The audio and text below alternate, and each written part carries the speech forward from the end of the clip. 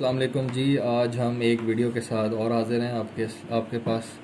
आज हम आपको एक्सप्लेन करेंगे सोलर वाटर हीटर किन चीज़ों पे मुश्तमिल होता है और उनके क्या फंक्शंस होते हैं।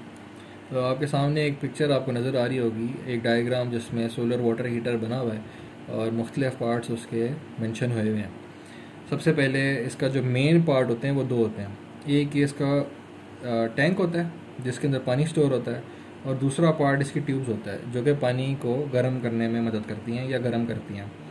इसकी जो ट्यूब्स होती हैं ये ग्लास की बनी होती हैं, दो लेयर की होती हैं। इनर ग्लास होता है और एक आउटर ग्लास होता है।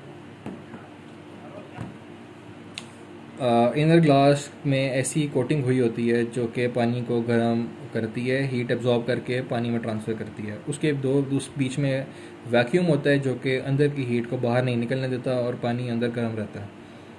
इसका जो टैंक होता है वो इंसुलेटेड होता है, और ये इनर टैंक स्टेनलेस स्टील का बना होता है, आउटर टैंक पेंटेड स्टील का बना होता है। इसमें ये जीआई का स्टैंड होता है, इसमें गैल्वनाइज्ड आयरन भी आता है और जिंक कोटेड आयरन भी आता है।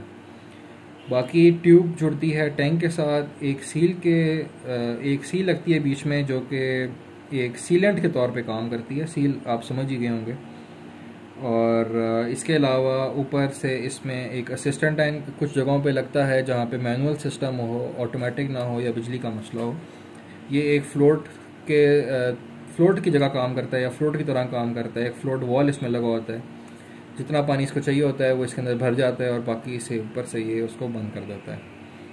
इसके अलावा इसमें एक अगर ऑटोमेटिक सिस्टम हो तो कंट्रोलर लगता है। कंट्रोलर जो है वो आप अपने कमरे में लगा सकते हैं या आप कहीं और दूर जगह लगा सकते हैं जिसका थर्मोस्टेट इसके अंदर लगता है।